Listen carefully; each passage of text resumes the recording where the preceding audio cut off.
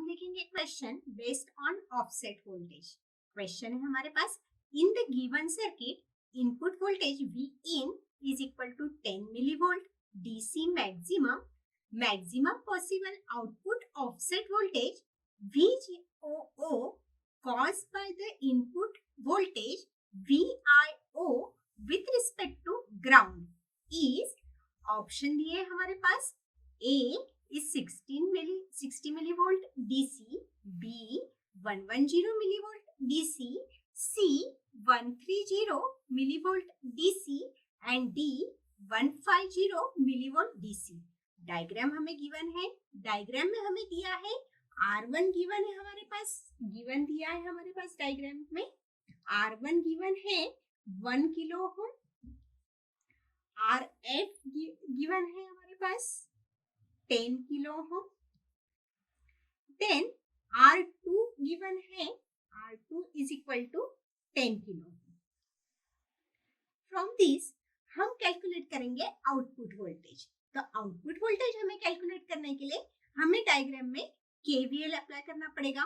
तो KVL apply करने के बाद हमारे पास इक्वेशन आ जाएगी सॉल्यूशन में। सॉल्यूशन देखते हैं, इक्वेशन आ जाएगी input voltage -0 divide by R1। जब हम केवीएल अप्लाई कर रहे हैं डायग्राम में तो हमारे पास इक्वेशन रहेगी input voltage -0 divide by R1 plus input voltage V in -VO divide by RF is equal to 0। इसको हम सॉल्व कर लेंगे।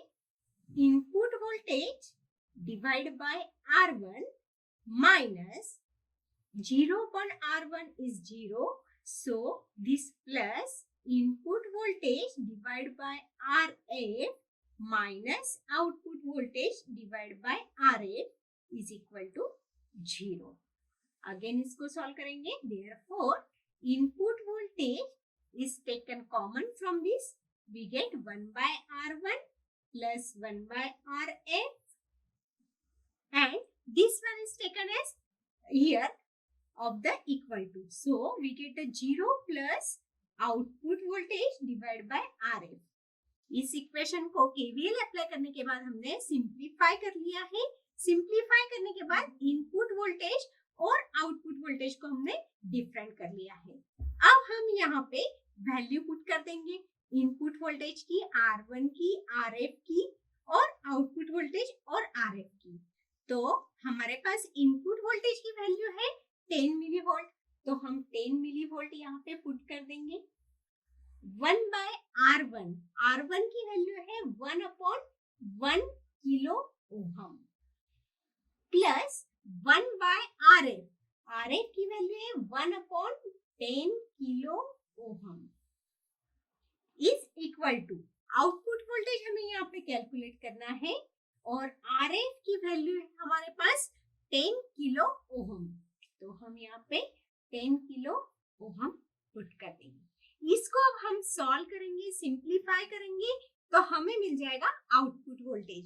तो आउटपुट वोल्टेज सॉल्व करने के लिए हम देखते हैं output voltage is equal to, यहाँ पे ये जो 10 किलो ओहम डिवाइड है वो यहाँ पे हम मल्टीप्लाई कर देंगे, तो हमारे पास मिल जाएगा 10 into 10⁻³ 10 किलो ओम मतलब 10 into 10⁻³ मल्टीप्लाई बाय 10 मिलीवोल्ट मतलब 10 into 10⁻³ multiply by this one. तो दिस वन को, इस इक्वेशन को हम सॉल्व कर लेंगे तो हमारे पास आ जाएगा 10 kilo ohm plus 1 kilo ohm divide by 10 kilo Om multiply by 1 kilo ohm.